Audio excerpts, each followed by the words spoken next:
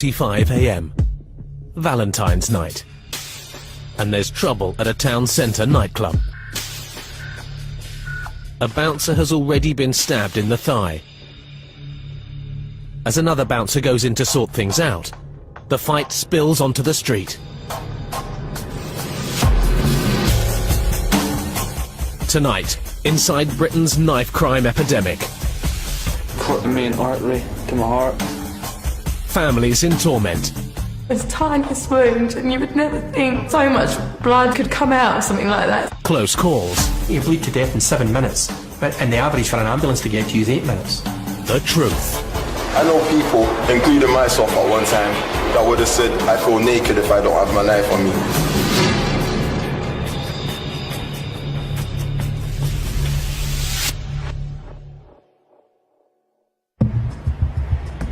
South London, November last year.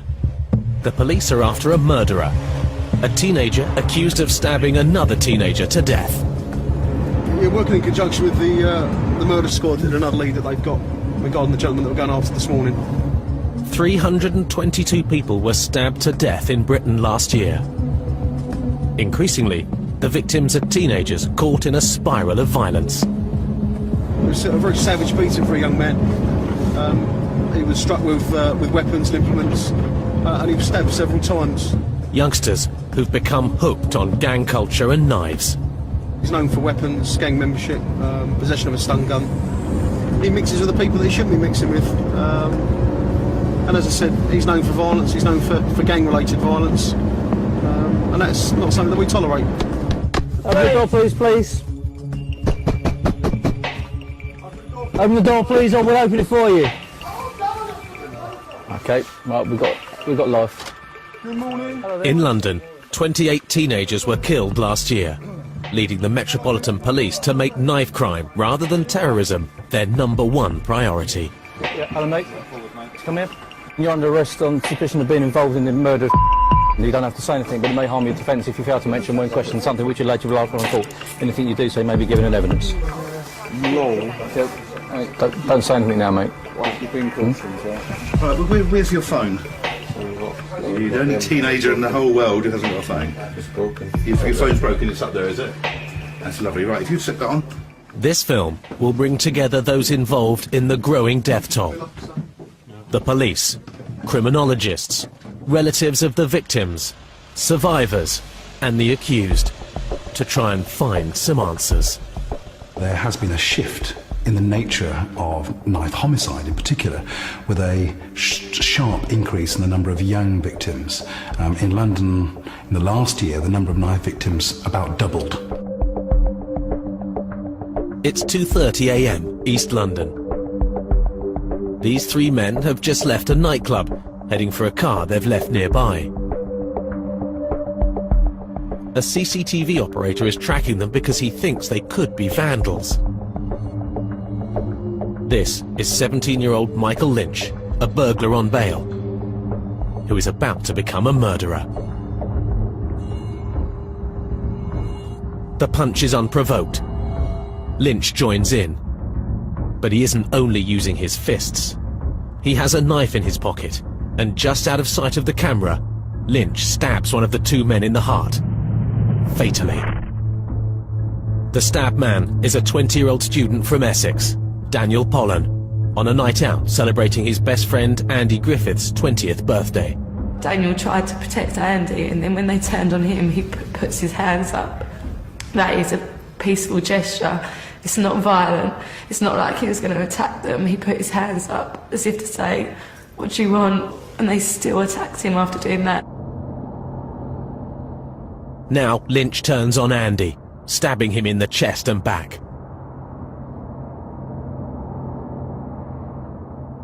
Daniel Pollen is still standing, trying to help. One of the men chases him away.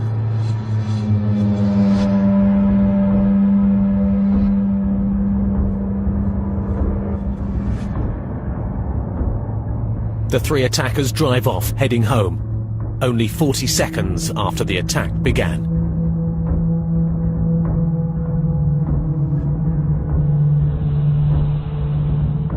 Meanwhile, Another CCTV camera records Daniel collapsing, with blood pouring from his heart.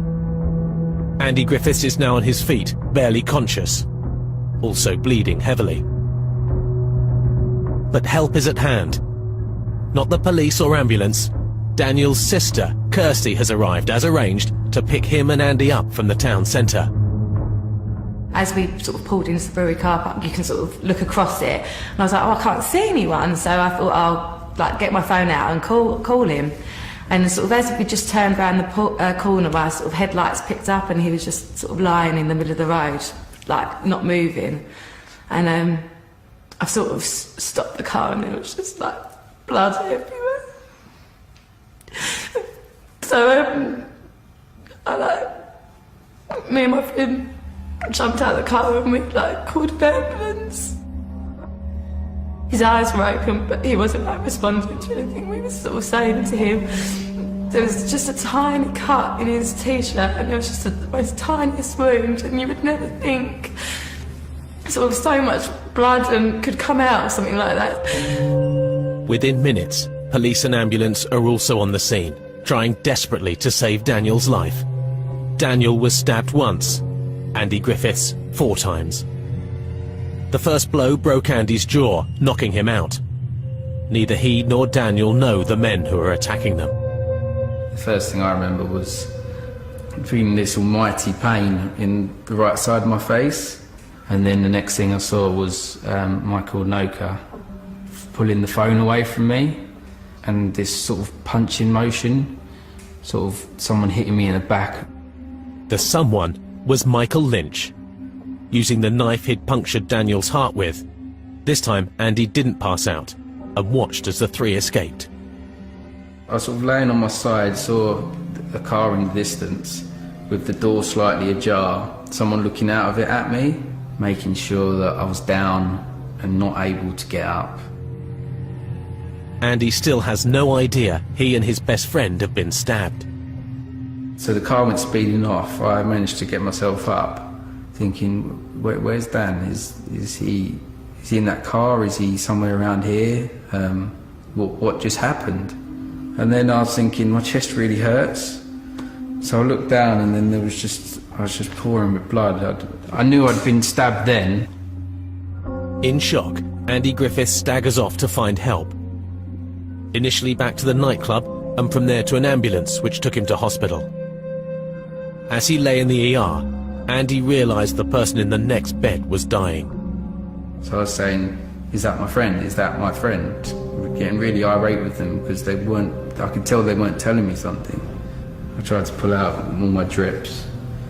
I tried to get out of the bed to go to him, but he was connected up to the ECG machine at the time, and it was just flatlining. Lots of doctors were coming in and asking if he was allergic to things and things like that, and you kind of think, oh, you know, it'll be all right, he's going to be okay, he will survive. And then they come in and they just tell you that they're really sorry, but he died, and you just can't believe it. It's the most surreal thing in the world. Daniel's killer was caught quickly. The number plate on the car led police right to him. Michael Lynch was sentenced to a minimum of 15 years. His accomplices got 5 years each. The CCTV of Daniel Pollan's murder is being shown because his family want everyone to see what really happened. We came to the decision that we did want the CCTV to be released in public because it's such an unprovoked attack. I think it's important that people do see that, you know, it's not just about gang culture. It's not, you know, knives aren't used just in gang culture. Andrew and, like, my brother Daniel didn't do anything in any way to cause what happened to them. I just think people need to realise, you know, knife crime is everywhere. It happens all the time. And that's why I think it's quite important that people do see it.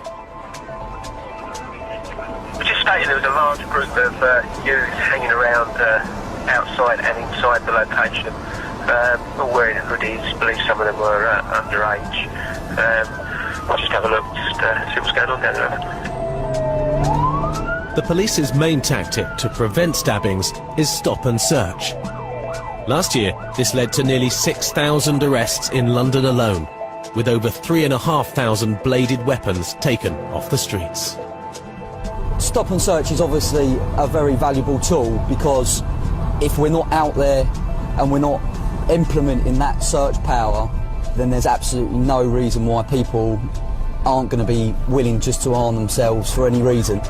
This time, Lewisham's stop and search team are after teenagers who've been robbing gamblers at knife point outside a bookies. There's been a bit of a trend of people that have been in the bookmakers legitimately, who have won cash, have left, and then they've been followed away by groups of youths. Listen to what I'm going to say, right? We've just got information that a group of youths are being hanging outside the bookmakers, okay? Because of that, and because we believe that you may have been the youths that have been hanging around outside the bookmakers, okay? You're going to be searched, okay? Do you understand what I'm saying? A copy of the search record when it's completed, which you can have at any time. You can have it now, or in 12 months' time from any police station. You got anything at all on you that you shouldn't have? Come on, I would have legged it. Cool, no worries, nothing that can hurt me or anything, no? Critics say stop and search doesn't prevent stabbings. It alienates London's young. These youngsters aren't robbers, nor are they carrying knives. They say the police have got it all wrong. Police are not doing their job properly. That's why there's too much murders. Pathetic. Police commanders say most citizens back their stop and search strategy. Young people were telling us, you're the people in authority, you should be doing something about this, and we accept that stop and search is one of the ways in which you can do something about this to make us feel safer. In the longer term, clearly, stop and search is quite an intrusive power, and it has to be used extremely sensitively. Have a good evening, yeah? Take care. Where's the receipt? You are. Please don't. Have a good one. Special liar. Sure will. Pathetic, mate. We make more money than you, mate. Can I MC? What we're probably finding less often than more often, weapons on youths, purely because the youths can see that we're coming. We do use unmarked vehicles, but they are aware of the unmarked vehicles that we're using quite often, more often than not. So what they'll tend to do is hide or stash weapons in, say, for argument's sake, a wheelie bin or in a front garden.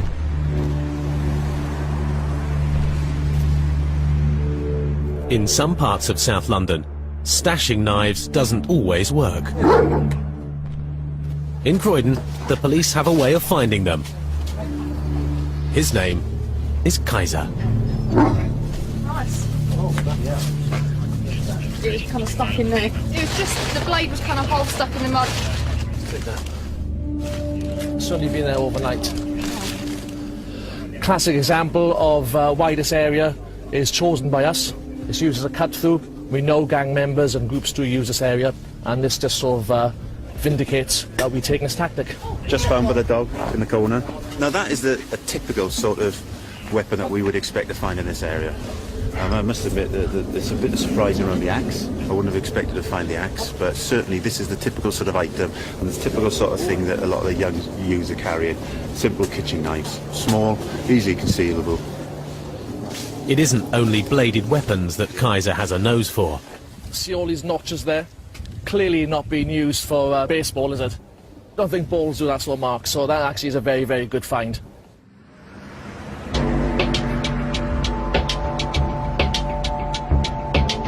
At Croydon Police Station, Sergeant Birmingham and PC Reeve keep the knives they find under lock and key. If you carry a knife and my guys are on duty, we will catch you. We recover 100 knives per month on average here on Croydon Borough, mainly from stop and search. Also weapon sweeps in set areas.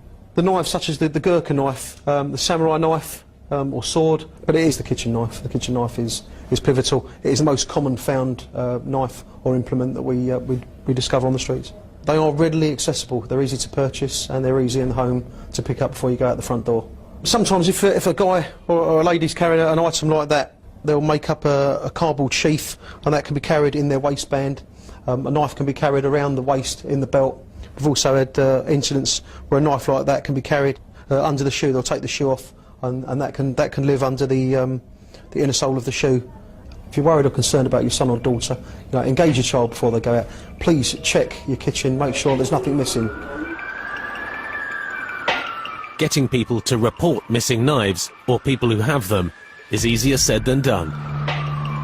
Had the passengers waiting at this South London bus stop called the police when they saw two 18-year-olds with a knife, this mother might not be grieving for her 20-year-old son, Billy Ward. This is where Billy died after a brawl on a bus. He was stabbed 9 times. Never be forgotten, Jesse. Never.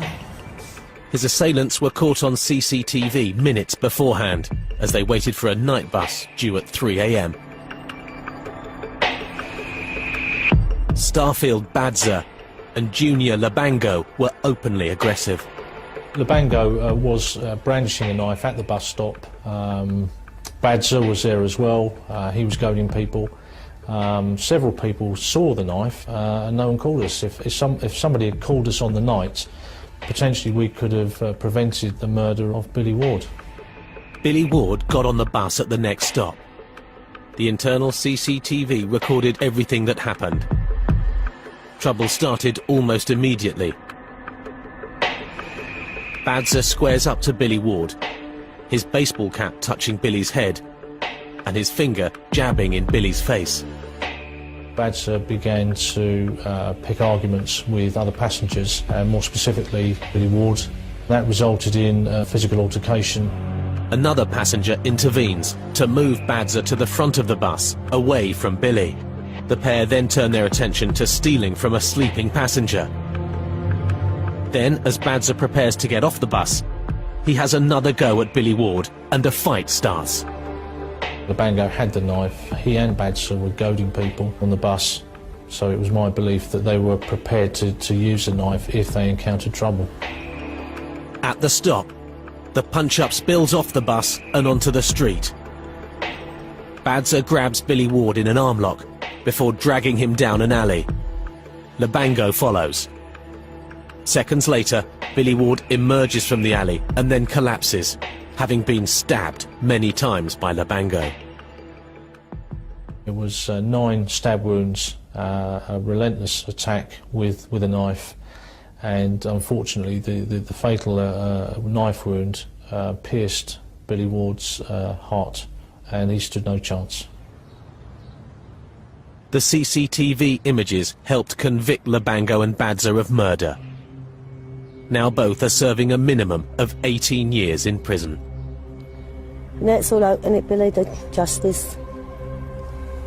It still don't bring you back, baby, is it? I tell him all bits and pieces still, how I feel. I said he knows it, look, he's looking at me. Love him. He's more likely up there saying, Mum, shut up. But Billy's mother, Jenny, spends her days wondering what might have been. Billy should be here with us all, you know, partying still. He used to like his parties. To lose someone special in their life, you know, you bring them up, and to have that taken away from you, it is hard. Jenny Ward is also in despair over the ever-increasing death toll. Since Billy, I mean, look how many they've been, you know, usually hear it every day, every week. You know, it's too much now, it's got to stop somewhere down the line. Since Billy died, 3 more teenagers have been stabbed to death in this part of London. To try and stem the flow, the Croydon police have been looking for ways to stop youngsters getting involved with knives in the first place. Their youth engagement team is run by Sergeant Birmingham, who believes gang culture lies at the root of the problem. His wall has a Gangland Rogues Gallery. There is an escalation of the use of weapons. Crimes of violence have always occurred, but the use of a knife and the use of a firearm, they have increased. There's no two ways about that. What happens is if one gang's walking the streets with some knives and they've got a beef or an argument with another gang, the way to facilitate your own safety is for you to tool up, for you to carry a weapon. And the escalation is as these guys get older and their criminal tentacles sort of spread, they have to protect their own image and they have to protect their own business, and that's when they'll start to use a firearm. That's happening. That dynamic for the last 2 years has been on the increase. Sergeant Birmingham's team have found the internet gives them the best lowdown on what their local gangs are up to. Some, like the T-Block or GMG, Get Money Gangsters, even have their own websites. The GMG to T-Block are another gang from the Lambeth area, a younger group as well. No one's known as Dave or Terry. Everyone's known by their street names. T-Spar, Stabber, Nichols, Inch, Flips. I mean, most of the names we would know the guys on the streets. Little Biker. It's sort of sexy having a gun with lots of dollars and pound notes, and it's all for show. You know, the whole issue is a facade. The whole gang thing is about getting rich, hurting people. What we've got to do, you know, involving the parents, is we've got to, you know, stress them that there's no future in carrying the weapons. You know, the only way to get on in life is get yourself an education, get your head down, and be a good person. Being a good person is something Croydon's youth engagement team takes seriously, and this involves taking unusual steps. Knocking on the doors of teenagers who might be vulnerable to the influence of gangs like the GMG, who operate apprentice schemes for new members. What you have is a gang member who will adopt, if you like, an apprentice who becomes younger. Then they in turn adopt someone who becomes little. Generally what we find is that they will be gaining protection from somebody further up the chain, not necessarily in this GMG gang. It could be a more unpleasant set of people. Little is his street name. This is the home of a young lad who the team fear might have become an apprentice. PC Reeve isn't making an arrest. He's come here to deliver a warning. No crime has been committed. This is another new initiative, letting the boy's mother know that PC Reeve has been keeping an eye on her son. We stopped him quite frequently with a number of guys that we know to be in gangs. Okay, the stuff that he's written on his wall suggests that he's in a gang. There are little signs like that we can pick up on, but we can tell you what those signs are as well, so you can look out for them. And obviously, if there's issues where you can come to us and say, look, I think in a bit of trouble, we can help to get him out of it. If we have to arrest people because they've got what we believe to be stolen property, then we're going to do that. But I'd rather come round here, have a cup of coffee with you and say, look, this gang stuff isn't for you, mate. Let's find you an activity each evening that can keep you off the street and do stuff like that. Does that sound a little bit better than being woken up at 6 o'clock in the morning by a lot of policemen coming through your door? Yeah, it's got to be better, isn't it? While London's police try to make joining a gang unattractive, the reasons why teenagers embrace gang membership are being studied by one of Britain's leading criminologists. In the most deprived urban areas in London, I think young people see that their prospects of gaining sufficient money through gainful employment to buy a home, to purchase a car, to settle down and, you know, form a relationship and have children, they see themselves as being prevented from achieving those indicators, those signs of material success. And therefore, their lives, their horizons, for many people, are relatively limited. They're limited to, am I going to get through today without being attacked?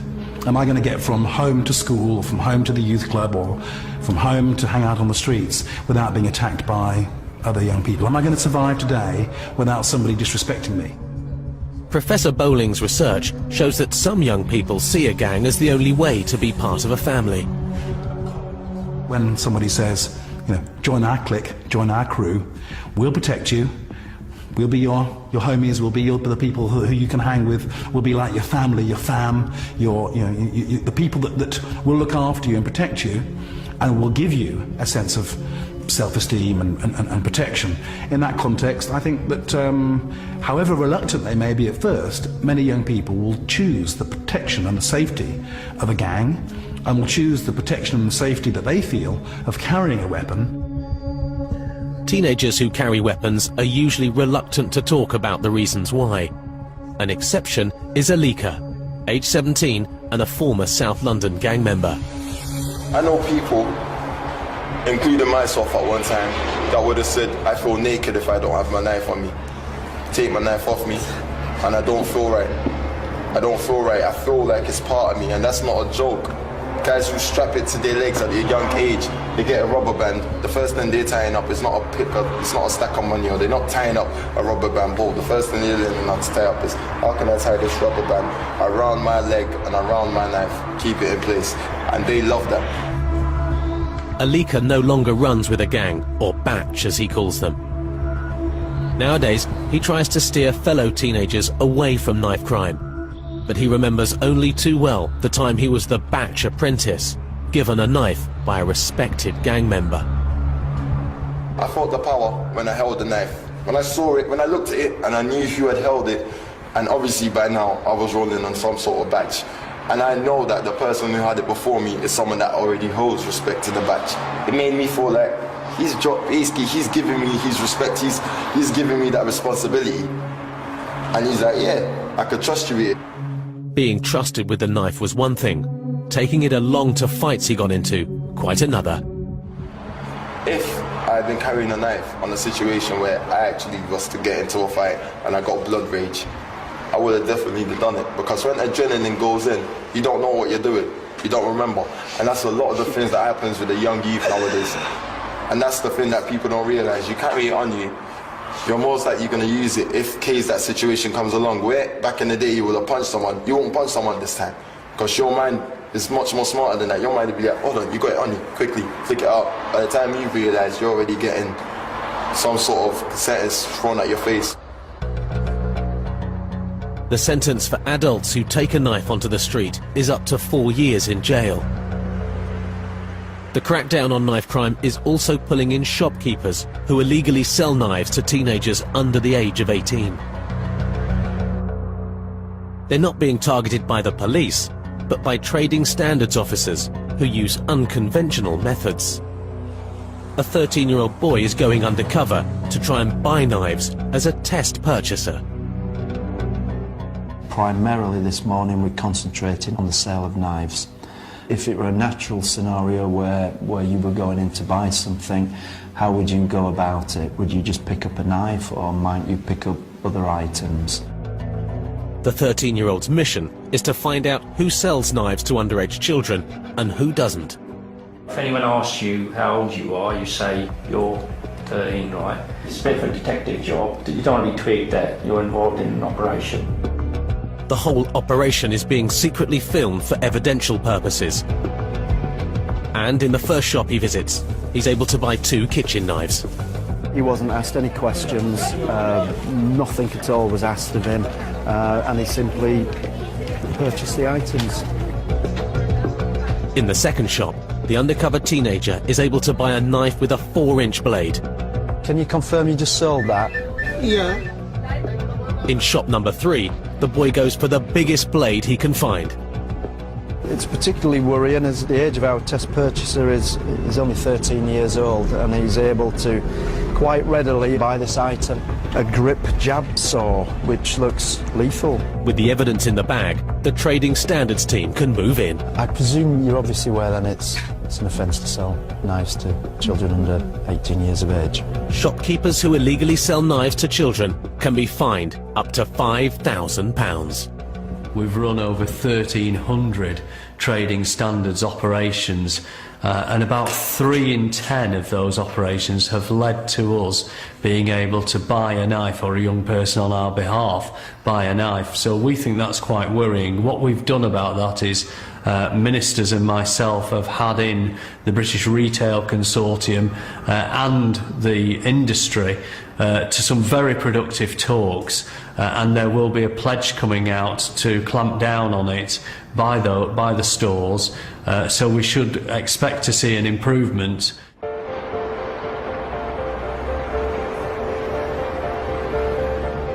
In North London, the police are after school children who carry knives. Official research has shown that 1/3 of school children have carried a knife at one time or another. Some schools don't want to be seen as having knife arches or as taking these types of interventions, but I would turn the argument the other way around, and I would say the schools that are doing those things are ensuring that there is a good, safe learning environment for their pupils, and are being proactive in addressing any issues that the young people might have. The law has recently been changed to allow teachers and police to search school children without parental permission. Within a mile of this school, 3 youngsters have been stabbed to death. Not that long ago, I used to have a friend who always used to play together and everything, and every time he's been bullied by all the students, and one day he decided to carry a knife, and it was used against him at the action of him trying to use it against the other person, and he got stabbed, and I I didn't see him until now. I can't see him. He was in hospital for a long time, bleeding, and eventually he died because of a blood clot in his stomach, and I never saw him. A significant minority of young people do carry knives, as a matter of course, and they would be things like pen knives, for example, short-bladed knives, but also a small minority are carrying kitchen knives. And I think that is a phenomenon which is probably new and is quite troubling. Like in our school, the stabbing happened in our school, and you can notice them in the past that it's like more people are getting stabbed because the law is not going high enough. That's why people do it, because they know that it's about like 5 years basis, so they know that they can just get away with it. The school children also know that postcodes and gangs play a part, a big one. Most people just carry knives because they want to have a gang fight, or just because, you come from N17, you come from East London, you come from this. People want to just fight because of a territory. But it's nothing about that, because we're all just normal people. It's just the name that we're given around our area, like, we're N17. Does that make a reason why we should fight another area? It doesn't make a reason. We're all the same. It's just silly. It's not only the kids and the school which get searched. The police sweep takes in nearby housing estates. On one of them, a knife blade has been found. It appears to be a kitchen knife, which is notoriously what the youngsters do tend to use. Is what they can get from their kitchens. Increasingly, towns and cities throughout the UK are using CCTV to try and spot knives and catch those responsible for the stabbings. Here in Wigan, in Lancashire, a council CCTV operator was able to not only warn the police about the man running amok with 2 knives, but also to let them know where he craftily hid them in an attempt to avoid arrest. Under the police car. The same CCTV system helped identify and convict 3 men who attacked and stabbed an innocent 21-year-old outside Wigan's town centre nightclub. The operator's feedback got medical help to the scene faster, and the victim was saved from bleeding to death from a severed artery. But Lancashire or London aren't the worst places in Britain for knife crime. Scotland is. If you are male, aged between 10 and 29, you are 5 times more likely to be stabbed to death north of the border than anywhere else. We have a chronic problem with violence in Scotland. In Scotland, our homicide rate is, for the most at-risk group, is between 10 and 29-year-old males is 5.3 per 100,000 of a population. The equivalent rate in England is 1 per 100,000 of a population. Aberdeen, North East Scotland. This children's playground is the scene of Scotland's latest stabbing. 2 days ago, John Adams' brother Ryan was attacked with a knife. The incident happened just down there, beside where the 2 cars are parked. Happened in the afternoon, so everybody would have seen most of it, what had happened. John's brother, Ryan, is being treated here, in the Aberdeen Royal Infirmary. Doctors saved his life, and already he's up and about, to the great relief of his mother, Fiona. They said there was some bleeding somewhere in his body, and he was getting an ultrasound scan beside his heart, and his stomach was all hard, and he was white. And the next minute he went away and he came back, and he says that there's bleeding around his heart, so he used to go to get an operation. So we never got to see him until he came out of the operating theatre. Ryan is 17.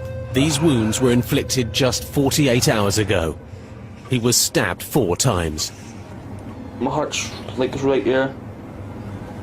I had to clip that the main artery to my heart.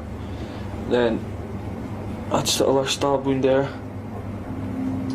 and you got the into my stomach was there. Then it's 3 tubes. So you got it in my body. Then they slice that bit open to get to my heart for heart right here. Then for my stomach, they just here. For 18. It was for 18. And on my back. The blade was like 3 inches or something. A little kitchen knife. And it does that. For the rest of my life. Ryan owes his life not only to his surgeons, but also to a boy at the playground where he was attacked, who wrapped him tightly in a jacket to stop the bleeding. I lifted up my top, and then I just seen a heading right beside my heart, and the blood just like ceased, spat out, a bit of fat or something. And then I jumped over the park fence, and I just fell to the ground. And this boy saved my life, and he put a jacket around me and hugged me pure tight. I still can't believe it.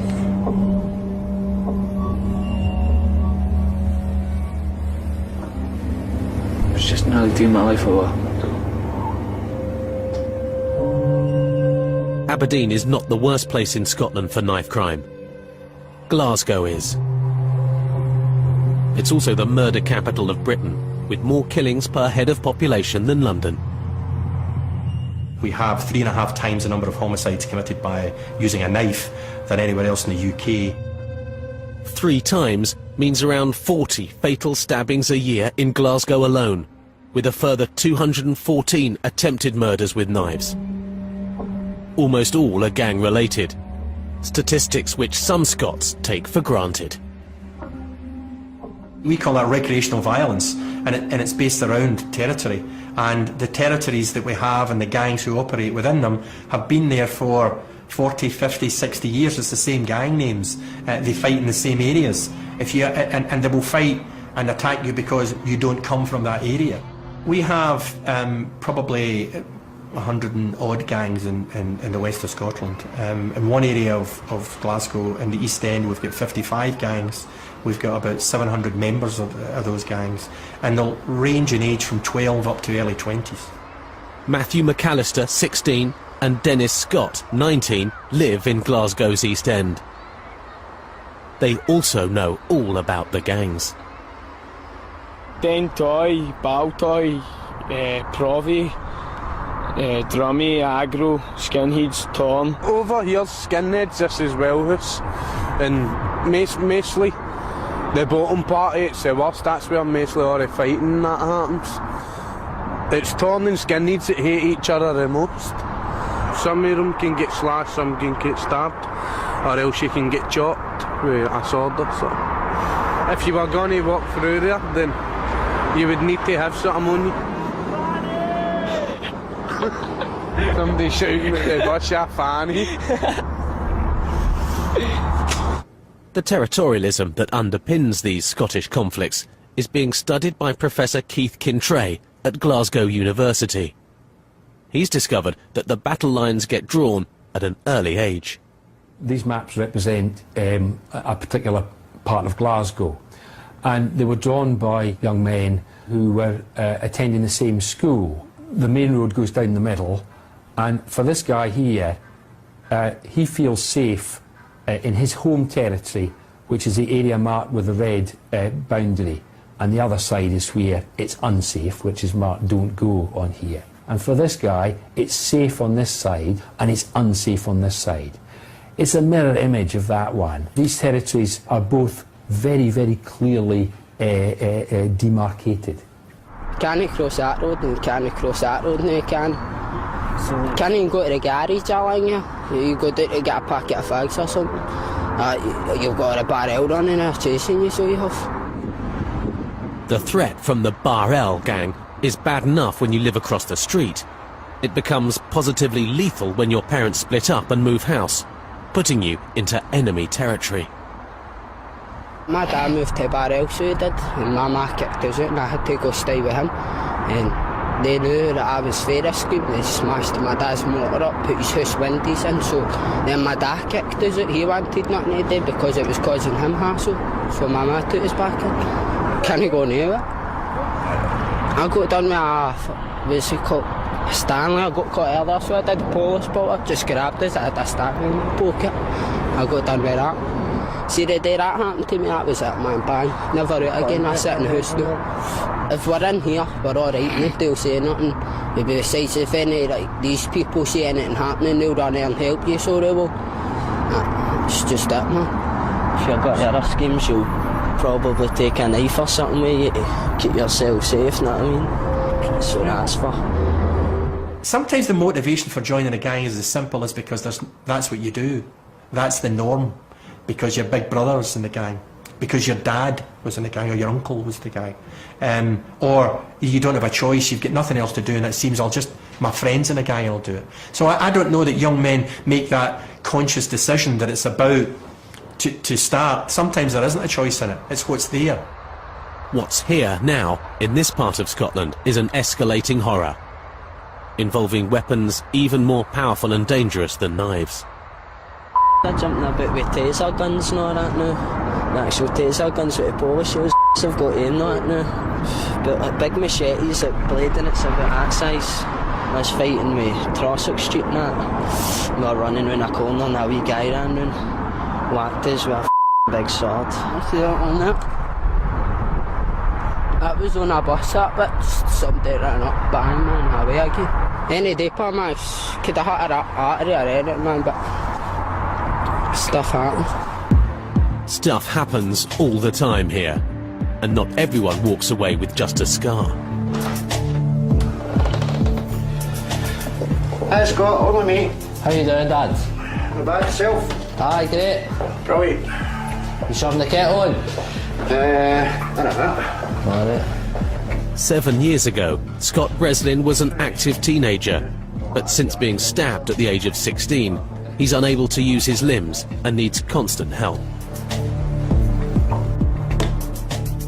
He's a normal 16-year-old, so I used to sort of run and jumping and climbing and whatnot, and then all of a sudden these limbs aren't open to him anymore. Scott was the victim of an unprovoked attack by two fellow teenagers. A single knife wound left him a quadriplegic for life. This was the spot here where it actually happened. Just seen the knife came round the side of me, stabbed me in the neck, and it just felt like a punch. As soon as I felt that punch, I just hit the ground and the lights went out. I lost my teeth, shattered my nose. The spot on my neck is probably about a centimetre long, but it resulted in me being paralysed from the neck down now. The teenagers who attacked Scott were caught and sent to prison, but Scott's father feels let down. To me, the punishment they got didn't suit the crime. Those two guys, one was sentenced to 10 years, the other one was sentenced to 4 years. The one that was sentenced to 4 years did 2.5. He was out pretty much no long after Scott got out of hospital. Because the way the judicial system works, they only serve to half their sentence, which is the biggest betrayal of all. They're both out now, but I'm confined to a lifetime in a wheelchair.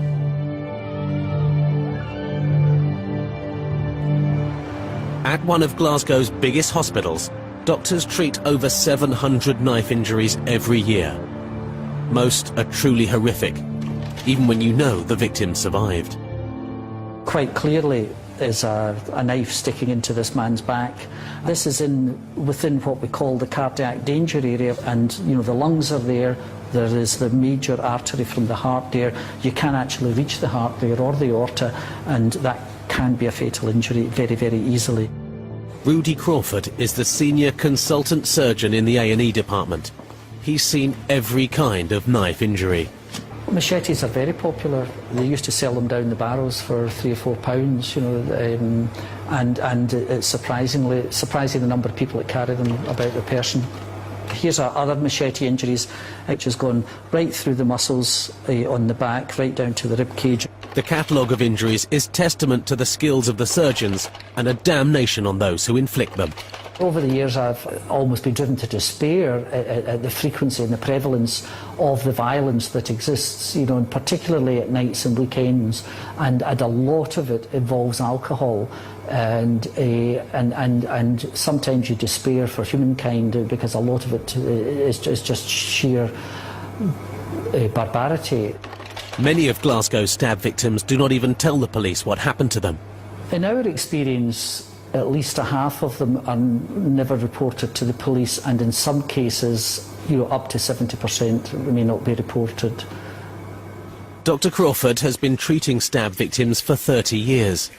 He believes that all too often, the people who do the stabbing don't fully realise what they are doing. Over the years I've come to the conclusion that most people that carry knives and use knives don't see beyond the next 6 inches or beyond the next 10 minutes. They don't seem to understand the consequences of these things. It's often a matter of millimetres that make the difference between a trivial injury and a fatal injury. And of course there's this common misconception that if you use a small knife or a small blade that you cannot inflict a serious injury on someone, and that's just not true.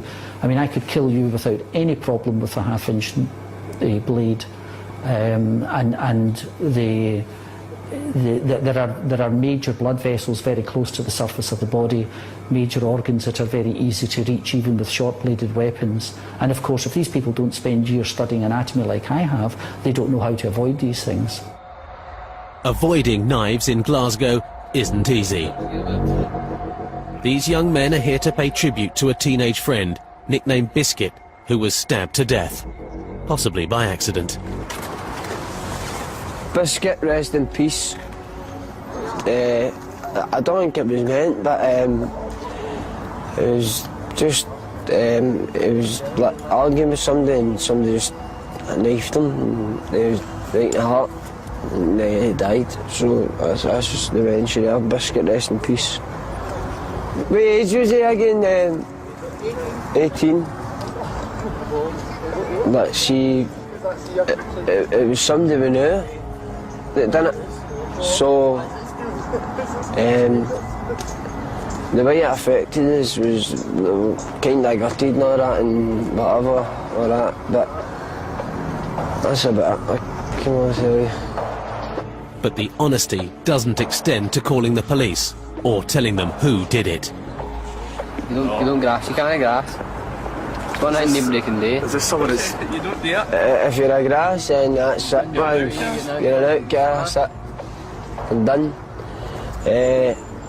So that's how when people get stabbed or slashed or whatever and they're in hospital and all that, I don't want to tell a poor setting because you want to get the name back. Injuries on. 15 outside, man, about 25 inside. Oh man, me and my pals went into a shop to steal a bottle of vodka, that man. The guy ran it and grabbed him, so I put a bottle there, he said, his brother chopped us. Last thing I remember was an ambulance. Hey, where's that scar with pride, big Kev?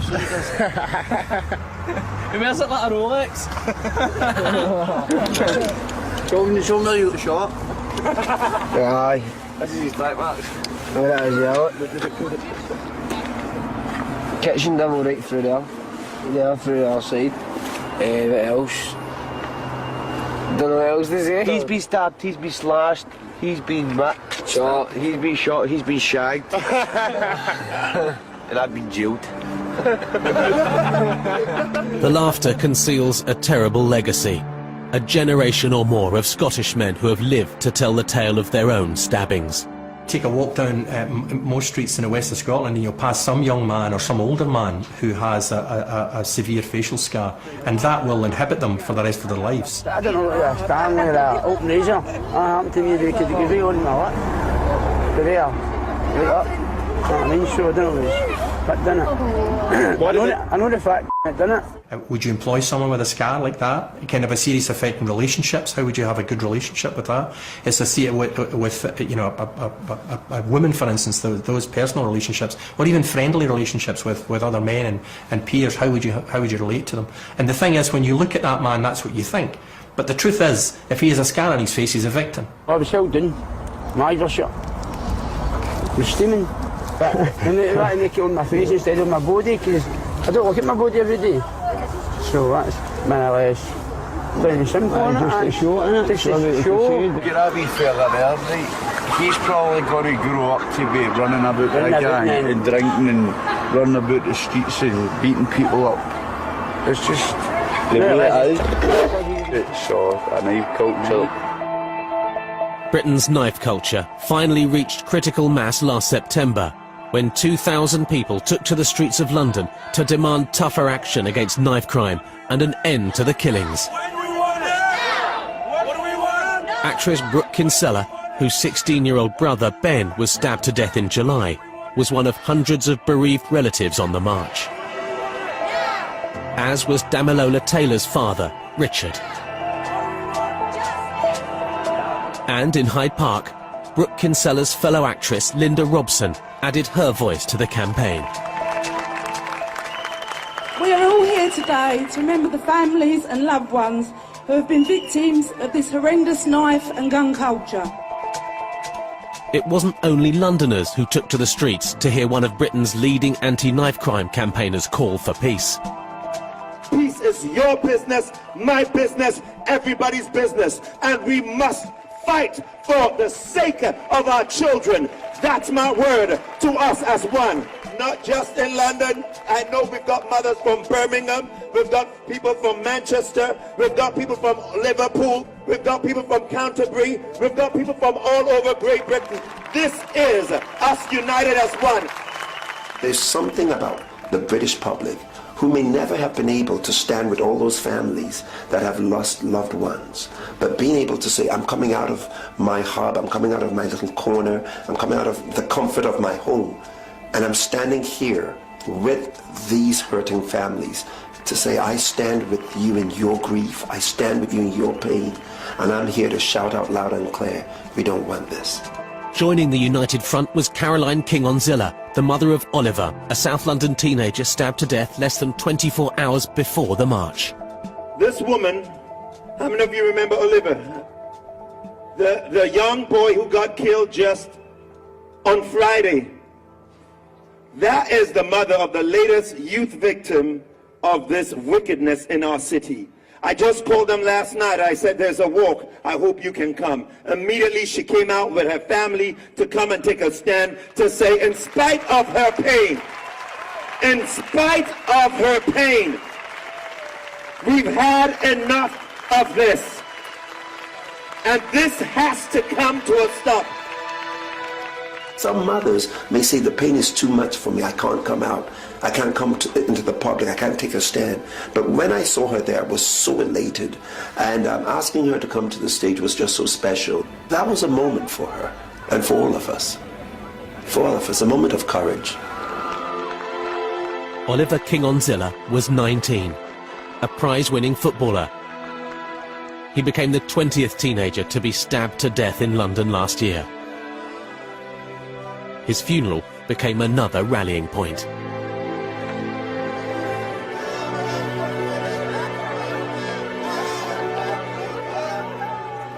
We have gathered here today on this very sad occasion to mourn, to comfort the family of Oliver King-Onzilla. We pray for the strength to go through this service. We all know the tragic circumstances surrounding Oliver's death. It was a Friday, I just came from church. Oliver came in, he went upstairs. He got changed, he was coming down, and then my brother and myself were asking, where are you going? Then he said, I'm going to a little party with my friend. And my brother said, don't be long. He said, no, I won't be long. So then he went. I spoke to him on Friday, and he died on Saturday. Oliver King-Onzilla was stabbed many times, not only in his body, but also in his face. His mother had not seen him before the funeral and wasn't sure she wanted to. For the beginning, we didn't want to open the coffin. We said we don't know how bad he was injured because I didn't see the body. I didn't see him. Since he died, I wanted to keep his memory that night when he was going out. Very happy, very handsome.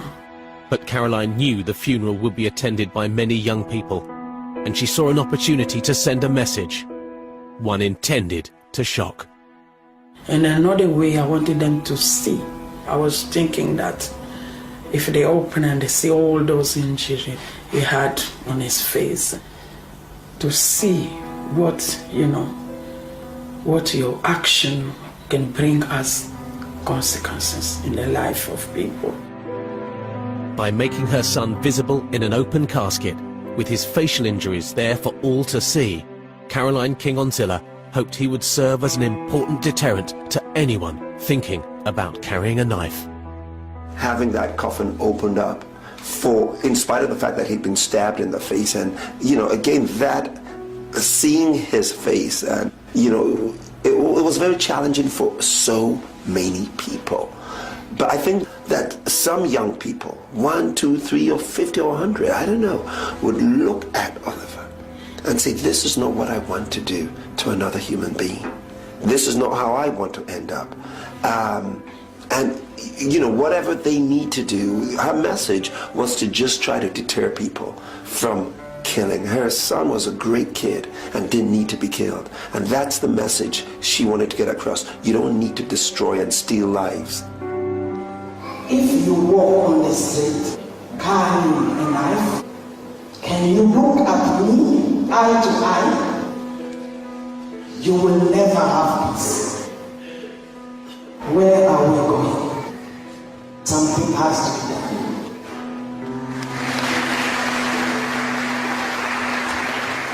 Finding that something is what everyone involved in the battle to end the spiral of violence and teenage deaths is determined to do. But according to those in the front line, the real truth about knife crime in Britain today is that there is no simple solution. At the moment, we don't really invest in early intervention to divert young people from serious crime. We kind of allow the young person to run until they've got themselves into a situation which is life-changing, and even to the point where it might involve injury to themselves or to other people. So I think early intervention in supportive and social ways is an absolutely critical part of this process. Knives and young people and violence is a big complex problem. We tend to start looking for big complex solutions. I think we forget the importance of the simple solutions. Good families and good parents, good social neighbourhoods and communities, things to do, good education, good positive male role models in young men's lives. Those are straightforward, simple things, and if you look back, those are things that always worked. The police role is about preventing crime and detecting crime, and often we are at the end of the process. So if you get the parenting, the education, the employment and all of those pieces right, then actually the demands on policing, the demands on the health service in terms of people being admitted to hospital with injuries go down. Let us remember the person we had fun with, the person we went to school with, the person we played football with. He was young, but yet he made